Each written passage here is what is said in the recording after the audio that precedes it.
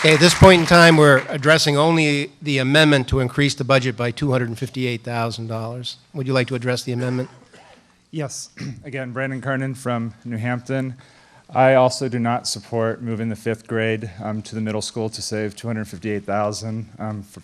First of all, there isn't a comprehensive plan in place. It was explained earlier that there is a good plan in place. There isn't a plan in place. The plan is we're going to do the best we can if this happens. When asked about a lot of specific questions about safety concerns, about how you're going to transfer the curriculum and the trained special education teachers in the elementary school to the junior high, the answers were we're going to do the best we can working with the parents.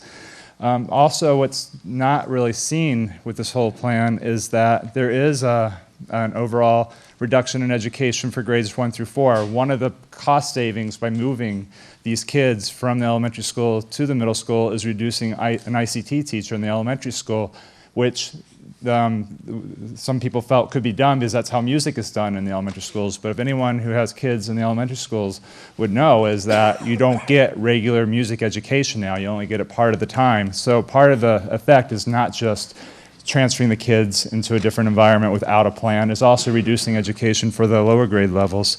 I would point out that this was done many years ago. It was mentioned earlier that, oh yeah, the kids were and the 5th grade was in the middle school.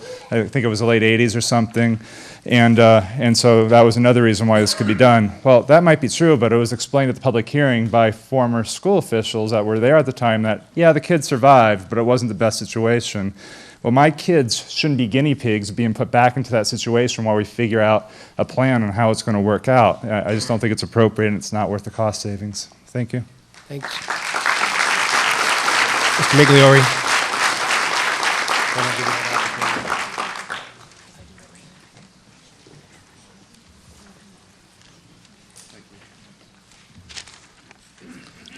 Vincent Paul Migliore from Bridgewater. I'm not speaking on behalf of the school board, but I wanted to speak to this amendment from a pragmatic perspective. What I think we've got here is a Gordian knot, and bold action has become necessary. And for those who may not recall, a Gordian knot is a complex knot tied by a Greek king, and according to legend, Alexander the Great came along and cut through it with a sword. He took bold action to solve what others had tried to do for a very long and arduous time. By extension, to cut the Gordian knot is to solve quickly any very complex problem or to get the heart of the problem. I assure this assembly, your elected representatives spend hours and hours on what is best for this district. We spend your tax dollars on legal expertise when appropriate to get guidance and advice.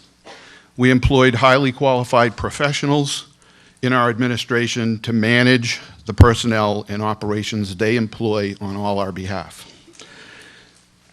In numerous years past, I have often heard from those who have advocated the school board's usually higher budget numbers that we should rely upon our elected officials' judgment who spend so many hours working these issues. I hear what you're saying about the 5th grade. I think we all hear that. I'll come back to that point in a moment.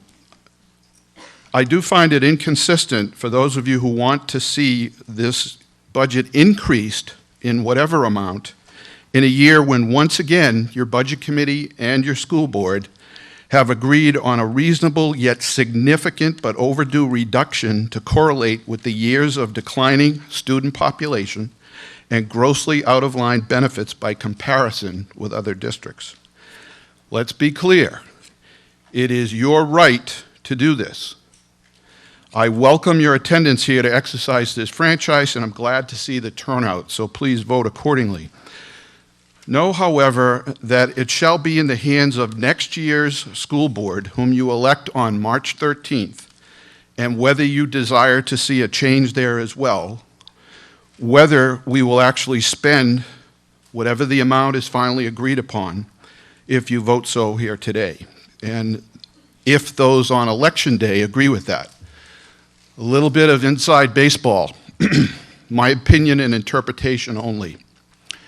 The higher you raise this budget today from what the board and the budget committee have agreed to, the more you risk, in my opinion, the voters defaulting to the default budget, which is a lower number. I'm sorry, if you raise, let me clarify that, if you raise it above the 21.7 million, you will cause a more likely vote for the voters to go for the lower number, which would be the default budget. Now, were that to happen, but I remind you, if it was a majority who decided it was time to make that reduction on the board here, the net effect of the choice could simply be to make taxpayers pay that higher bill if you choose to make the budget higher.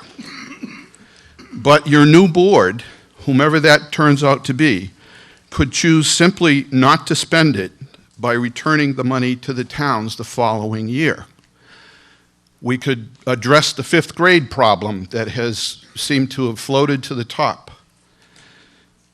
We could ignore the other parts of the proposed changes that have been discussed, which I want to address in a quick second here. According to the Department of Revenue, towns cannot use those funds for other purposes if they're returned to the town.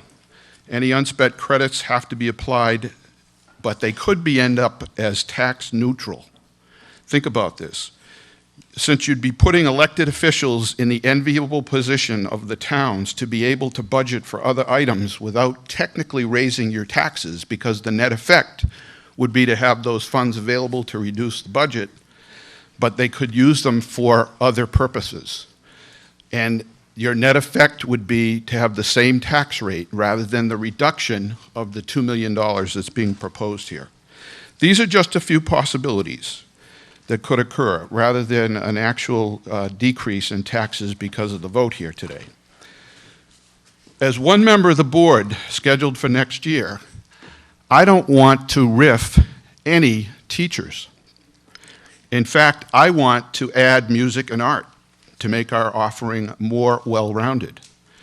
So just because our sole employee, the superintendent, complied with the board's directive to come up with a methodology to fund the district at $21.6 million doesn't mean that we use that methodology, which may have included closing Danbury, which this does not, but to cut 15 teachers, to combine the fifth graders, or only modify the health care paid insurance for employees of part-time workers, as is currently proposed in the budget. We may, for example, do something entirely different, just starting all over. In spite of what finally gets funded or voted today, and then funded actually at the polls on election day. So vote however you believe your choice today for whatever you believe to be right, keeping in mind that those whom you elected believed in the majority, that this was the right approach to take.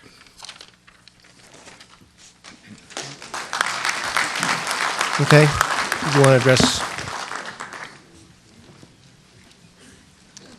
I'd like to address the statement that was made that we didn't have a comprehensive plan to move the middle school, the fifth grade to the middle school. On January 11th, I had a plan, had not yet had the opportunity to confirm it with the middle school principal and didn't want to speak out of respect to him until we did confirm it. I, myself, my education background is I have taught fifth graders I taught fifth grade for 10 years, taught 8 years in a public school and 2.5 years in a private school. I know fifth graders, I know the age. My granddaughter is 9 years old, and the town she lives in is one of 21 towns in the state that will be going next year to a 5-through-8 model. And in order to make a 5-through-8 model a true middle school model, it's much different than in the past. I've talked to some middle school teachers who said, when we did this before, we basically were a junior high that just kind of added some other grades on. We weren't comprehensively planning to be a middle school model. So what we've done is we have proposed a schedule in which the fifth grade classes would be with their individual teacher for the day. The schedule basically says this is a time when you would have your allied arts, which would include art, music, physical education, technology education, computers, family and consumer science, band and chorus. It spreads out many more offerings for the children. And the rest of the day, the children would be in their classroom with one teacher, unless fifth grade teachers collaborated and said, we can switch for science or social studies, which in our elementary schools, when we do have 2 fifth grades, we often do. The way that they would be located in the middle school is, for people who are familiar with that school, if you go in the front door and take a left, there are 3 classrooms on that floor and 3 classrooms above it. The fifth grades would occupy the 3 classrooms on the first floor and 1 classroom directly above it, accessed by a stairway only used by fifth graders, and the next door to the gym, and then the downstairs stairway would go to the floor where allied arts classes are offered. Those classes are only offered to fifth graders at that time. So the fifth graders would be self-contained into a classroom in the wing with fifth graders, and when they have their specials, there are only fifth graders on that floor. When we have 6th grade currently, we would have 2 6th grades on that side of the building, and then people who are familiar would go across the top floor to past the library to 2 other 6th grades. So the 6th grades would be 2 on each side of the hallway.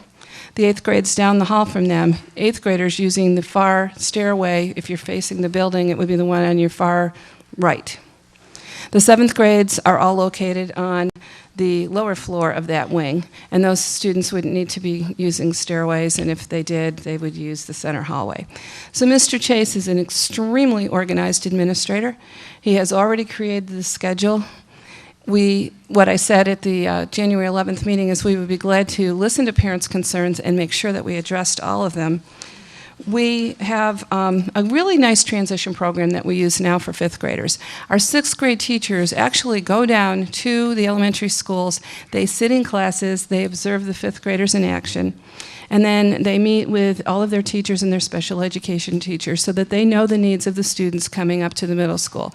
That in this 1 year, if we did this, if in this 1 year, where we were moving 4th and 5th grade teachers, students up together, we would have a transition process that would be similar.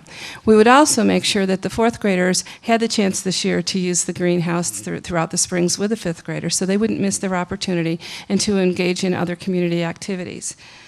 The other question that was raised was, what about special education? You have a lot of students in 4th and 5th grade who require special education.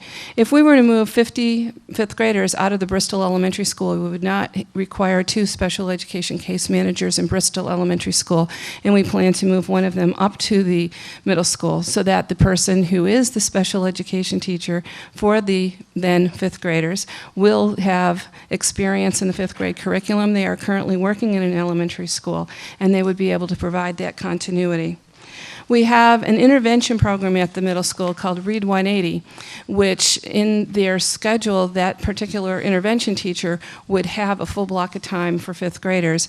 Right now, we have 6 4th grades. We currently move the 4th grade from Danbury as they move to 5th grade into Bristol. So we would need 5 fifth grade teachers if we stay in the elementary schools. We could do it with 4. We have 97 children. They'd be in slightly under 25 per class if we move them up. So we would move whatever supports we had.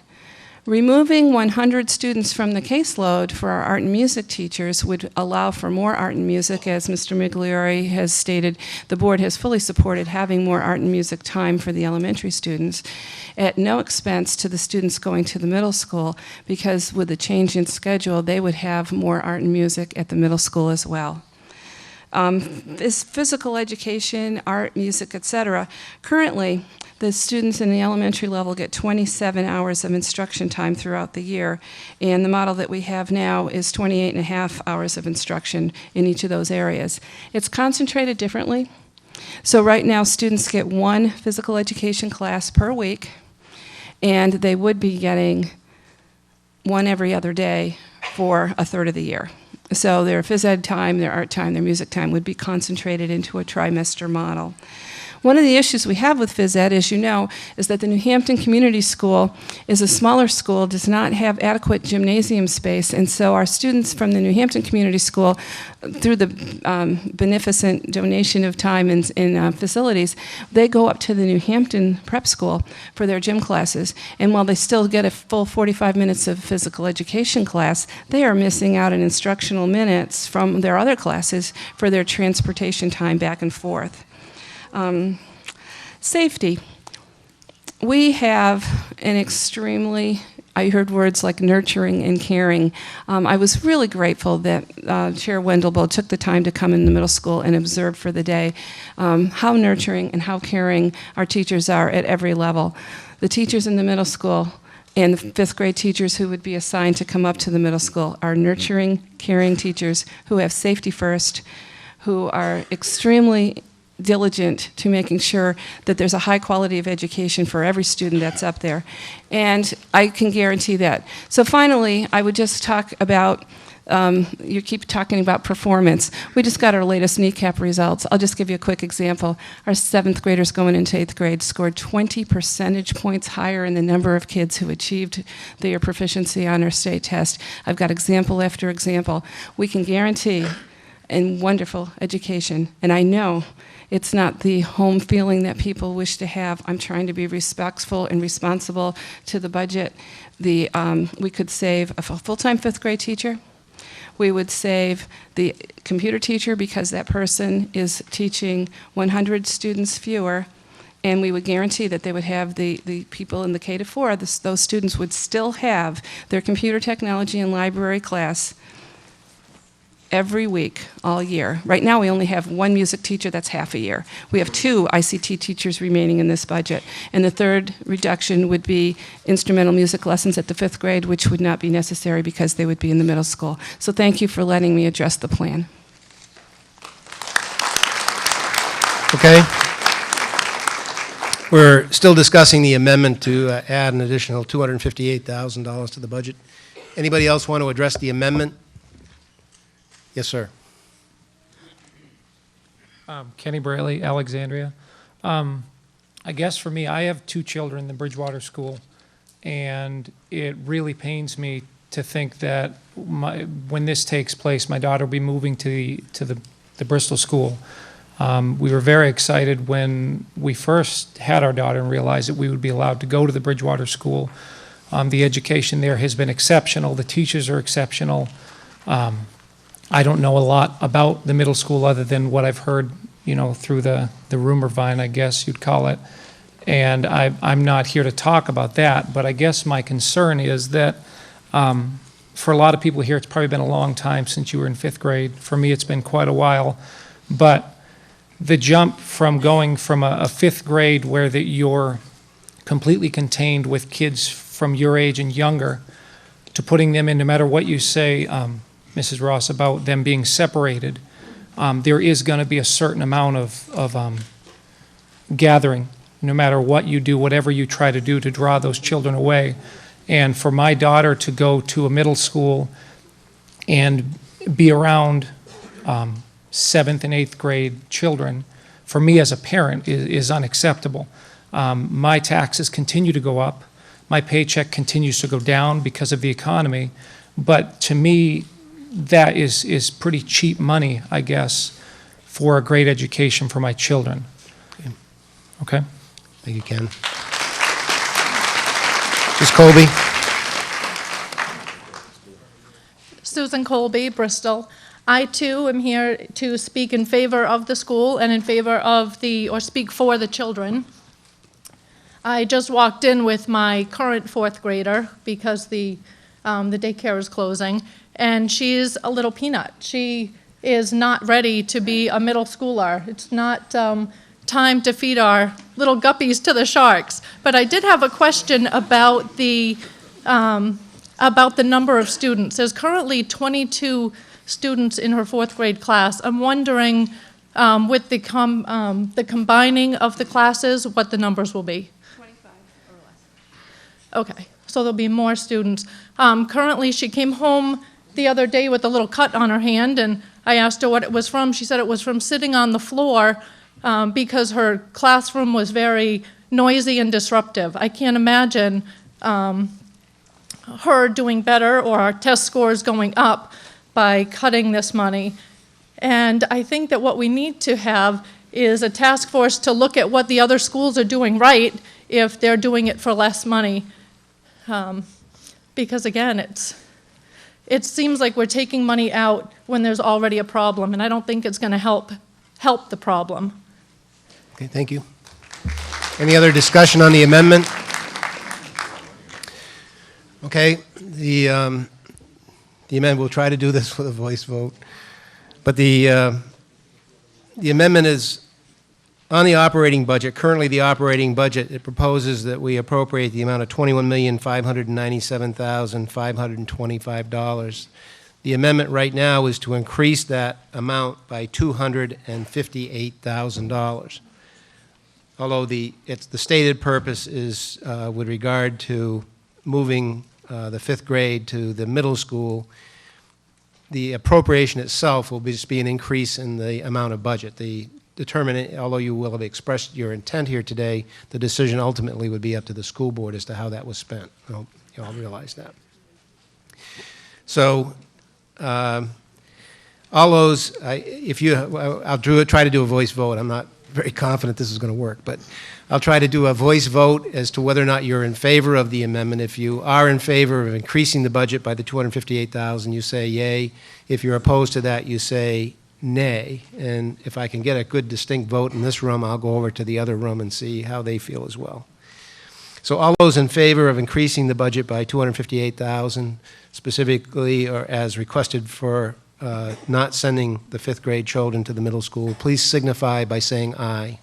Aye. All those opposed, nay. Nay. Wow. I think the nays had it, but what I'm going to do is just have a show of hands. Just all those in favor, just raise your hand.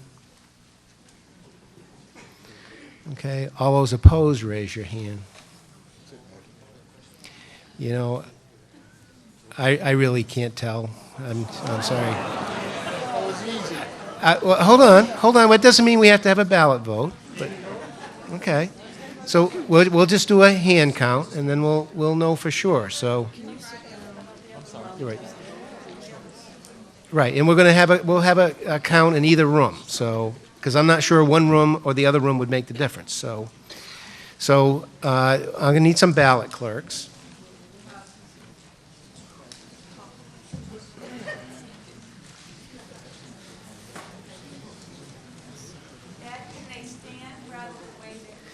That would be fine. So, oh, come on up.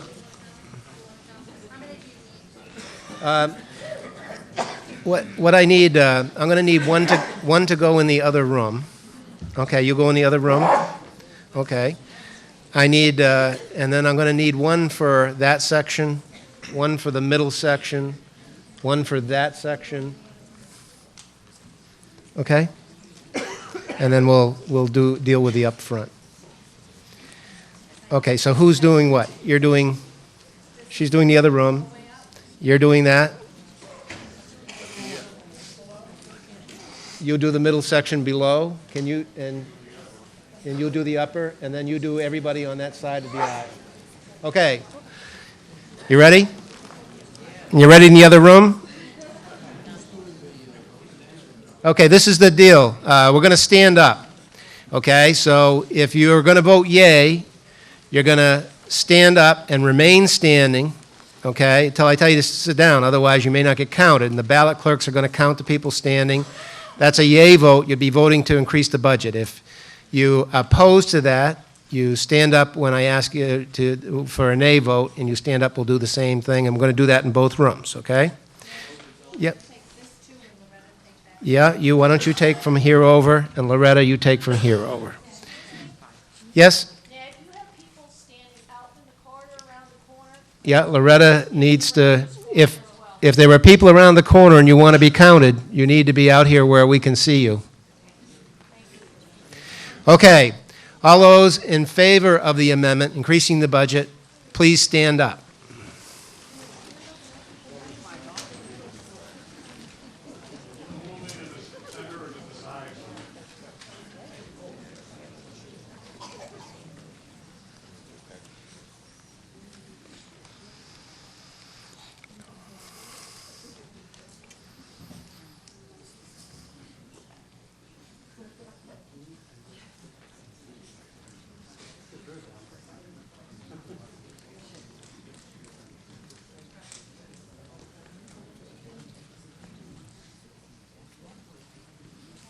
Okay, Loretta, do you have a number?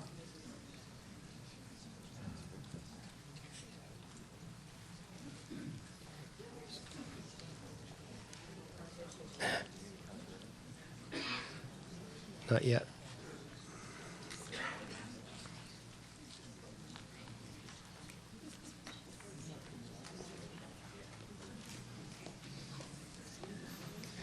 Mr. Hill, do you have a number?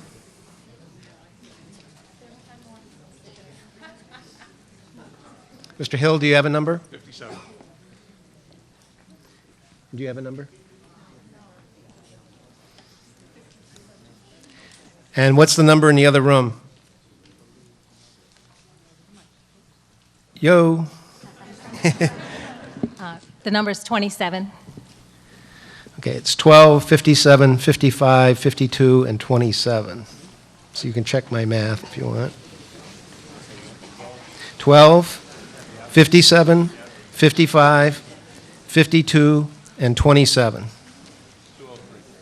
203 in favor. Okay? All those opposed to the amendment, please stand up.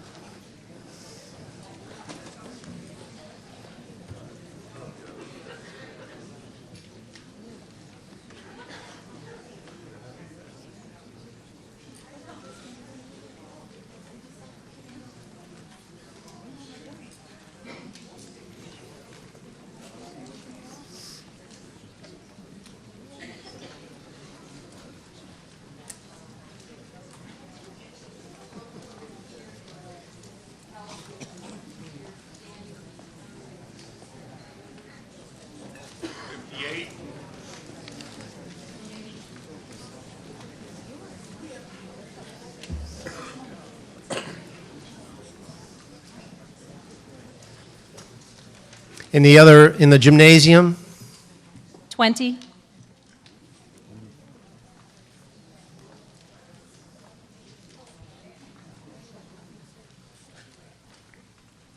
and your number?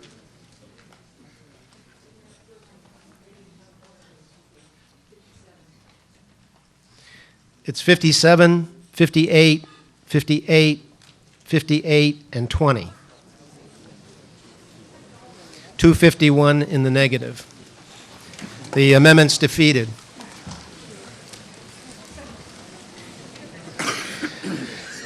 Okay, is there any more discussion? Are you done for the day? Mr. Sinclair? We're back to the original article. We've pretty much discussed it pretty well. Mr. Sinclair, do you have something short to say? Yes, sir. Believe it or not, I do. Okay.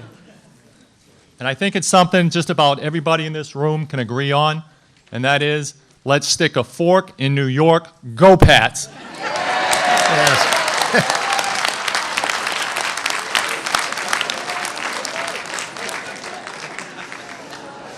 Okay, are you ready to close the debate on the article? Yes. Okay. And I think Mr. Phelps made that motion to close the debate. Okay? And it was seconded by Mr. Ogier. I think I saw him do that. So if you vote yes, we're going to close the debate, and Article 7 will appear on the ballot just as it was written in your warrant here today. If you vote no, you'll be opposed to that. We could have some more discussion if you want. All those in favor of closing the debate signify by saying aye. Aye. And all those opposed say nay. It's a silent room. Okay, I think we've done our business today. Is there? We have Articles. No, I thought we did Article 6. Yeah, we did Article 6. Okay. Thank you very much, everybody.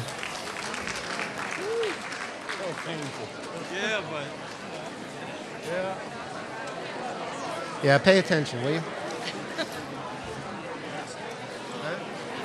Not at this point. Meeting's over.